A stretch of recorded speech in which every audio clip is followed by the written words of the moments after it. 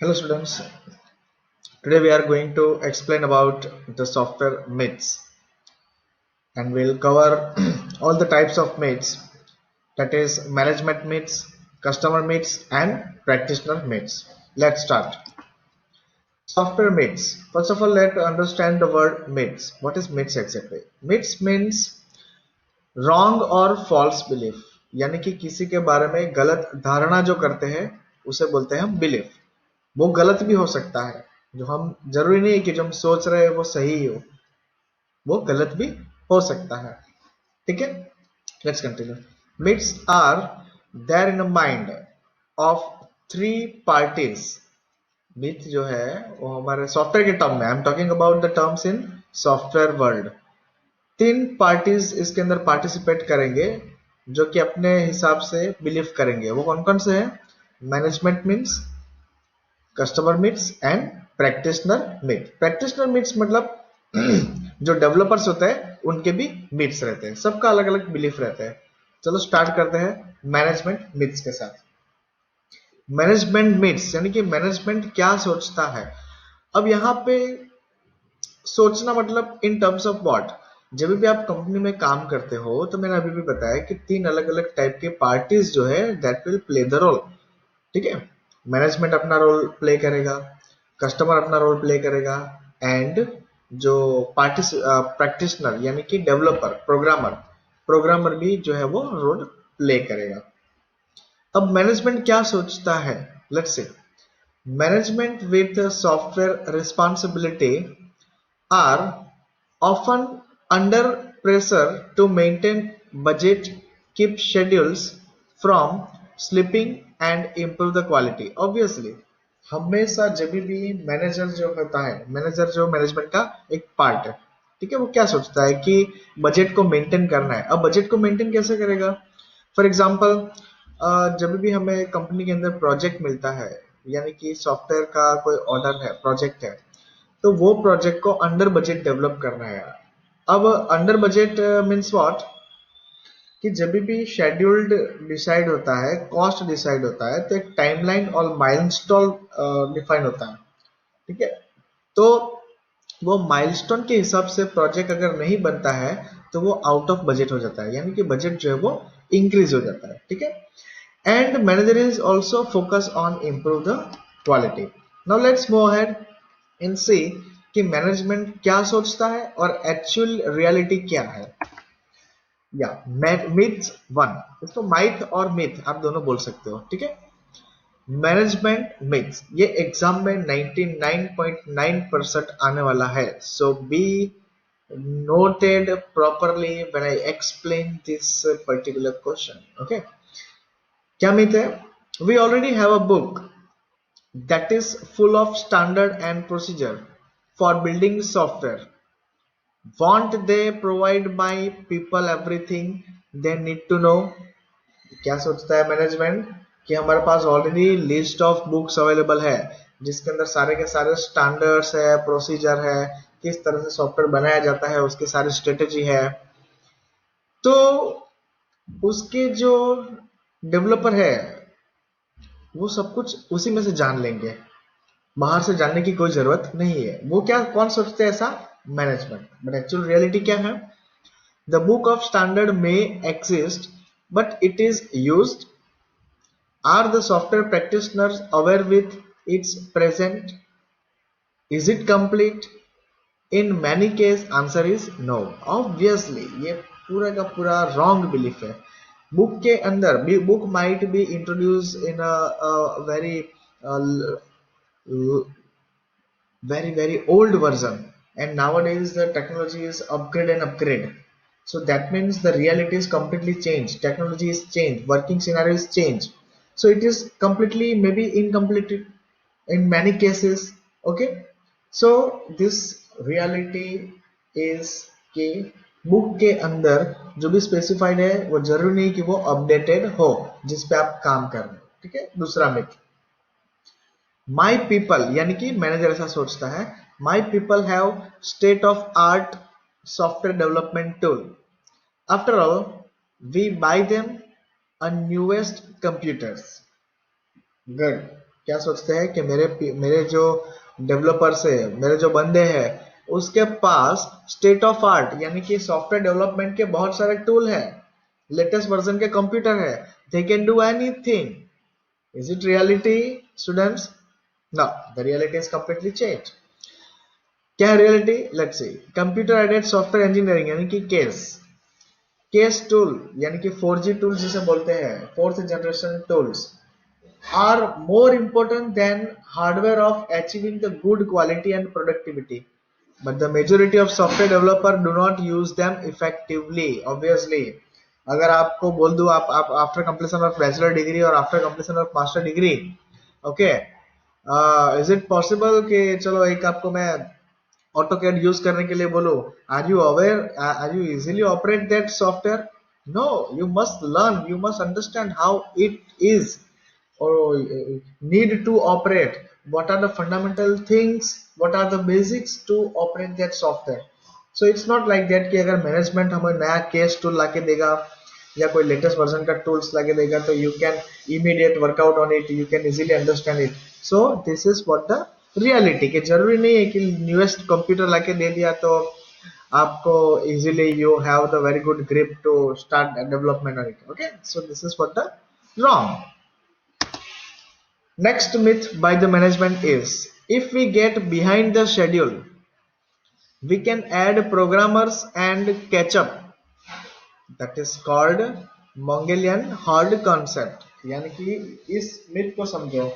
Management क्या सोचता है कि अगर आपका प्रोजेक्ट शेड्यूल से पीछे चल रहा है, टाइमलाइन से पीछे चल रहा है, हाँ, तो क्या आप और प्रोग्रामर ऐड कर दोगे तो आप शेड्यूल को कैचअप कर लोगे? What you think? 3 प्रोग्रामर काम कर रहे हैं प्रोजेक्ट के ऊपर, ओके, और उसके बाद अगर मैं लेग बिहाइंड हूँ शेड्यूल के, तो मैं सोच रहा हूँ चलो 3 और ऐड कर दूंगा, तो क्या फटाफट काम होगा? यस, होना चाहिए ना. But answer is wrong. क्यों? क्यों ऐसा नहीं है? क्योंकि जो 3 प्रोग्रामर 3 डेवलपर जो पहले से काम कर रहे थे, उनको क्या रिक्वायरमेंट है, क्या नीड है क्लाइंट की, वो पता है. कौन सी टेक्नोलॉजी पे काम करना है वो पता है. कौन से एपीआई फंक्शनलिटी, सॉफ्टवेयर का बिहेवियर, ये सब कुछ फ्रॉम द बिगिनिंग पता है. तब जाके उन्होंने काम करना चालू किया है. अब अगर मैं 3 और ऐड करूं तो क्या हो जाएगा? उनको शुरुआत से समझना पड़ेगा, एपीआई के बारे में समझना पड़ेगा, फंक्शनलिटी समझना पड़ेगा, बिहेवियर समझना पड़ेगा, तब जाके उनको समझ में आएगा. दैट मीन्स ये जो बिलीफ है वो रॉन्ग है. चलिए इसमें देखते हैं. Software development is not mechanistic process like manufacturing. Adding the people late to software project make it later.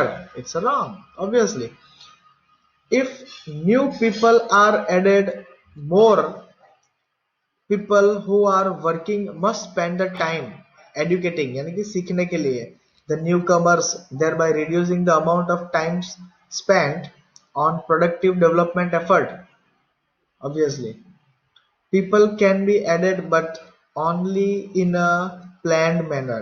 Means अगर जितने भी पीपल को ऐड करोगे पहले उसे सीखना पड़ेगा, समझना पड़ेगा, तब जाके वो काम कर सकता है. यानी कि to adding the people it's not possible to catch up the leg behind schedule. Okay, चलो let's move the next myth for practitioners. Practitioners कौन होते हैं? डेवलपर्स. ठीक है, डेवलपर क्या सोचते हैं, वो भी, उनके भी तो मिथ्स होते हैं. हाँ, तो उनके मिथ्स क्या है वो देखते हैं. Once write the program and get it work, our job is done. एक बार प्रोग्राम लिख दिया और वो वर्क करने लगा तो हमारा जॉब खत्म. Is it so? Is it so?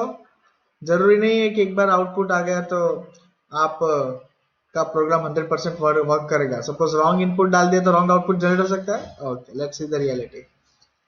Someone said that the sooner you begin write code, the longer it will take you get it to done.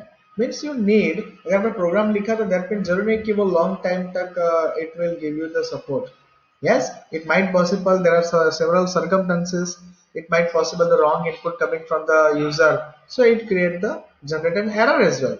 So ये belief wrong है. दूसरा myth, until I get the program running, I have no way of accessing the quality. Means what? Until I get the program running.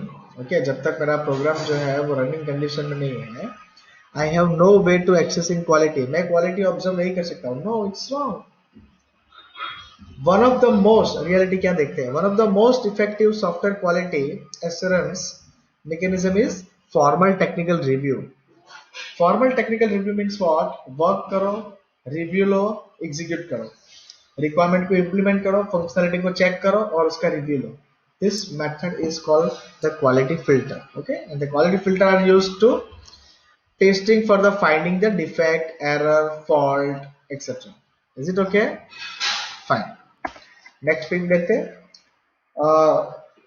Developer के और से software engineering will make us create voluminous and unnecessary documentation and will slow down us. Documentation का सबको पता ही है. Whenever we go get the project, documentation process is required where everything is mentioned inside there. Okay, introduction of the project, briefing of the project, okay, diagrams of the project so that you can understand the flow. So ये सोचते हैं कि unnecessary documentation बना के हम process को slow down कर रहे हैं, बट एक्चुअल में वो क्यों यूजफुल है? Let's see the reality. Software engineering is not about the creating document, it is about creating the quality. The better quality lead to reduce the rework, and the reduced rework result in a faster delivery. Obviously, we must focus on the quality. The better quality lead to reduce work. अब reduce work जो है वो completely based on quality, and reduce work result the faster delivery. Okay, जितना reduce work होगा उतना हमारा जो work fasting delivery होगा, और जितनी जल्दी डिलीवरी होगा बजट जो है वो हमारे अंडर में कंप्लीट हो जाएगा, जो भी डिसाइडेड था वो बढ़ेगा. चलो नेक्स्ट मिक्स देखते हैं अब कस्टमर का, क्लाइंट का. क्लाइंट क्या सोचता है? बहुत सोचता है क्लाइंट रिगार्डिंग एवरीथिंग. कॉस्ट के लिए सोचेगा. Okay, then client is also think about the quality. Okay, budget, schedule, in time, etc., etc. Let's see. First myth: a general statement of objective is sufficient to begin writing program. A general statement of objective is sufficient to begin writing program. We can fill in the detail later. एक बार programme हमने लिख दिया, the main objective is, फिर बाद में हम उसको fill up कर देंगे, चलेगा. It is. Let's see what the reality. A poor upfront definition is the major cause of failed software effort.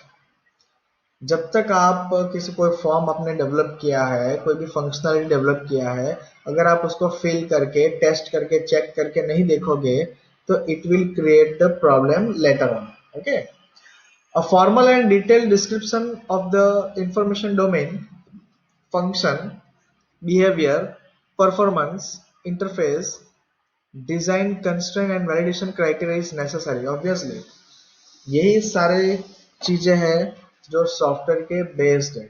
Okay, और उसको हम रन टाइम पे चेक नहीं करेंगे तो दैट मीन्स व्हाट, हम बाद में ऐसा सोच रहे हैं कि कस्टमर ऐसा सोचेगा कि बाद में आप चेक कर लीजिएगा ना, हो जाएगा, बट अगर बाद में कुछ प्रॉब्लम आया तो आपको पूरा रीवर्क होगा. Okay, so the customer belief is wrong. Next belief, myths. Project requirement continually change, but change can be easily accommodated because software is flexible. Client क्या सोचता है? मैं बार बार रिक्वायरमेंट चेंज करूं, मेरी नीड चेंज करूं, तो वो इजीली हो सकता है. क्यों? क्योंकि सॉफ्टवेयर तो है वो फ्लेक्सिबल है, थोड़ा बहुत कोड लिख लेगा तो हो जाएगा. Is it true? Is it true that software requirement can be change but it will impact on the software structure, its overall design. क्योंकि क्या होता है, कभी कभी एक प्रोग्राम के ऊपर दूसरा प्रोग्राम डिपेंडेंट होता है. सॉरी, तो वो डिपेंडेंसी एक के ऊपर दूसरा, दूसरे के ऊपर तीसरा, तीसरे के ऊपर चौथा. तो इस तरह से जो डिपेंडेंसी है तो ये डिपेंडेंसी अगर एक में चेंज करूँ तो दूसरे पे इफेक्ट करेगा, तीसरे पे इफेक्ट करेगा, तो मुझे सारे के सारे प्रोग्राम के अंदर चेंज करना पड़ेगा। और अगर मैं सारे के सारे अंदर चेंज करने जाऊंगा तो क्या होगा, स्पाइक रेट हाई हो जाएगा। स्पाइक रेट बोले तो जितना चेंजेस ज्यादा होगा उतना सॉफ्टवेयर के अंदर डिफेक्ट के चांसेस मैक्सिमम हो जाते हैं। तो ये जो बिलीफ है वो रॉन्ग। थैंक यू, आज के लिए इतना ही।